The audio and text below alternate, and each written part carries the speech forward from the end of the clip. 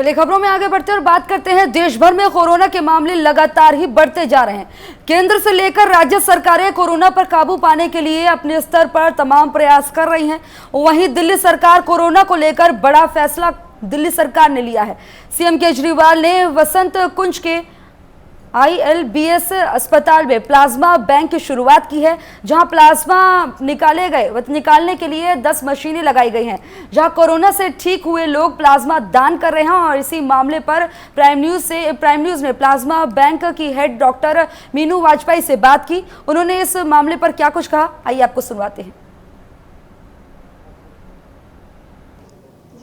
देश में यूं कहें दिल्ली में भी और देश में भी पहला प्लाज्मा डोनेशन का बैंक बनाया गया, प्लाज्मा बैंक बनाया गया। दिल्ली सरकार की तरफ से इस पहल को आगे बढ़ाया गया और दिल्ली के ILBS हॉस्पिटल के अंदर प्लाज्मा बैंक बन के तैयार हो गया। लोग अब यहाँ पर जो रिकवर हो चुके हैं कोविड-19 से, जो संक्रमित थे, जो ठीक हो चुके हैं, वो अब प्लाज्मा डोनेट कर रहे हैं ताकि आने वाले दिनों में जिनको ज़रूरत है, जो संक्रमित हैं कोविड-19 से, उनको बचाया जा सके, उनको जिंदगी जा सके। इस वक्त हम ILBS के उसी सेंटर के अंदर हैं। मैं आपको पूरी चीज़ें दिखाऊंगा कि किस तरीके से यहाँ पर प्लाज्मा निकाला जाता है, किस तरीके से लोगों की ज़िंदगियाँ बचाने के लिए जो लगातार चाहे वो दिल्ली सरकार हो, केंद्र सरकार हो या फिर डॉक्टर्स की जो पूरी टीम लगी है, वो किस जद्दोजहद से गुजरती है एक इंसान की ज़िंदगी बचाने के लिए। आप यहाँ देख सकते हैं कई सारी मशीनें और बेड्स लगे हुए हैं यहाँ पर, और यहाँ पर जो लोग आए हैं अपना प्लाज्मा डोनेट करने के लिए, वो लगे आ रहे हैं। कुछ लोग भी यहाँ पर मौजूद हैं जो अपना प्लाज्मा डोनेट करें, जो रिकवर हो चुके हैं। सर, आज आप प्लाज्मा डोनेट कर रहे हैं, आप पहले संक्रमित हुए थे, किस तरीके से थे? जी, मैं मेरी माताजी 31 तारीख को अपोलो हॉस्पिटल में एडमिट हुई थी और 1 तारीख को उनका एज ए प्रोटोकॉल प्लाज्मा का कोरोना का टेस्ट हुआ था, जो 2 तारीख को पॉजिटिव आया था। तो उसी आधार पर हमने अपने सारे परिवार का कोरोना टेस्ट करवाया, जिसके अंदर से मेरा भी कोरोना पॉजिटिव निकला। और 4 तारीख को मुझे ये पता लगा कि मैं कोरोना पॉजिटिव हूँ और दुर्भाग्य से मैंने अपनी 14 तारीख को अपनी माताजी को खो दिया और उसी दौरान मेरे पिताजी का भी कोरोना पॉजिटिव आया और मैंने 9 तारीख को अपने पिताजी को भी बीच में खो दिया।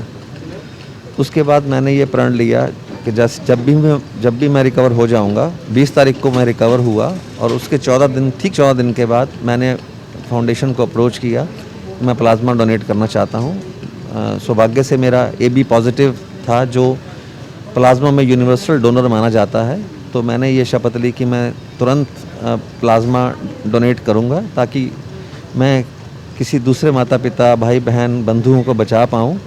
और यहाँ आने के बाद मुझे पता चला कि मैं प्लाज्मा डोनेट करने के 14 दिन के बाद अगर आप सक्षम हैं तो आप दोबारा भी प्लाज्मा डोनेट कर सकते हैं। तो आप, क्योंकि आप खुद डोनर हैं और डोनेट कर रहे हैं, आप अगर आप एक अपील करते हैं तो शायद उन लाखों लोगों तक पहुंच सके जो आने वाले दिनों में जो संक्रमित होंगे या जिनको ज़रूरत होगी वो डोनेट करें। जी, आपके माध्यम से मैं ये बात कहना चाहता हूँ कि ये जगह बहुत अच्छी जगह है। मैं एकदम कम्फर्टेबल हूँ, मुझे किसी भी कमज़ोरी का कोई भी एहसास नहीं हो रहा और मुझे इस वक्त प्लाज्मा डोनेट करने में बहुत गर्व और खुशी महसूस हो रही है कि मैं ये नोबल काज ह्यूमैनिटी के लिए कर पा रहा हूँ और मैं आगे भी ये करता रहूँगा। और बहुत बहुत शुक्रिया। जाहिर सी बात है, हम आपका दुख समझ सकते हैं क्योंकि आपने अपने माता पिता को खोया है। शायद यही एक जज्बा था कि किसी और का परिवार से कोई ना बिछड़े, इसके लिए आज खुद डोनेट करने के आए हैं। डॉक्टर मीनू वाजपेयी हमारे साथ मौजूद हैं, जो हेड हैं। उनसे बात है। मैम, ये अभी कितने बेड्स का यहाँ पर स्टार्ट हुआ है और कितने पेशेंट का अभी तक प्लाज्मा जो है वो लोग जो है डोनेट कर चुके हैं अभी तक? हमारे पास अभी यहाँ पे 10 मशीन्स चल रही हैं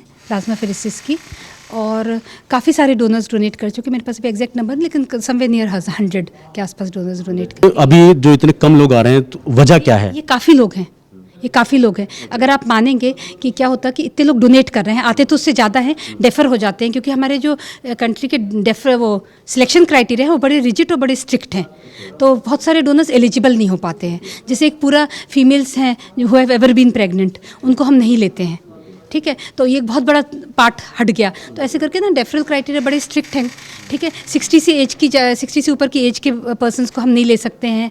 12.5 ग्राम % हीमोग्लोबिन से अगर किसी का कम हो तो हम नहीं ले सकते हैं। जो भी डोनर आता है उसका पहले ये आप प्रॉपर टेस्ट करते हैं, जो एलिजिबल होता है वही डोनेट कर सकता है प्लाज्मा। उसके बारे में बताते हैं, आप आइए मेरे साथ। यहाँ पे अगर आप यहाँ देखेंगे तो यहाँ पे ना पूरा प्रोसीजर लगा हुआ है कि हम किस तरह से करते हैं। ये हमारा प्रोसीजर है। सबसे पहले हम ये लोग मैं आपको दिखाना चाहूँगा कि जो प्लाज्मा डोनेट करने का जो प्रोसीजर है, ये आप लोगों को अगर अपना प्लाज्मा डोनेट करना चाहते हैं तो ये प्रोसीजर आपको फॉलो करना पड़ेगा।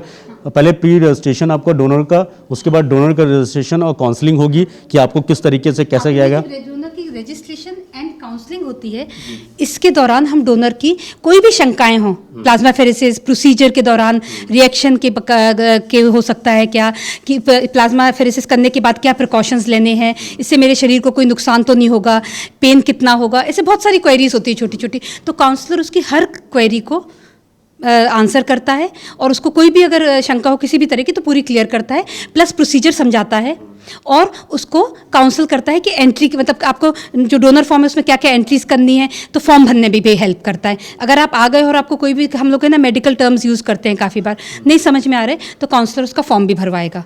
तो सी बात है, पूरी चीज़ें ये देखते हैं, पूरा काउंसलिंग जिस तरीके से डॉक्टर मीनू ने बताया। एलिजिबिलिटी क्राइटेरिया है, इनको हम ठीक से काउंसिल करते, कोई मेडिकल केयर की ज़रूरत होती है तो गाइड करते कि कहाँ जा सकते हैं।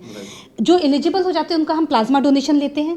प्लाज्मा डोनेशन के बाद आज आपको क्या क्या सतर्कता बरतनी है वो बताते हैं। हाँ, वो देते हैं। फिर उनको रिफ्रेशमेंट देते हैं, थोड़ी देर बैठालते हैं और उसके बाद उनको थैंक यू और एक बहुत सुंदर गौरव पत्र है साइंड बाय द CM।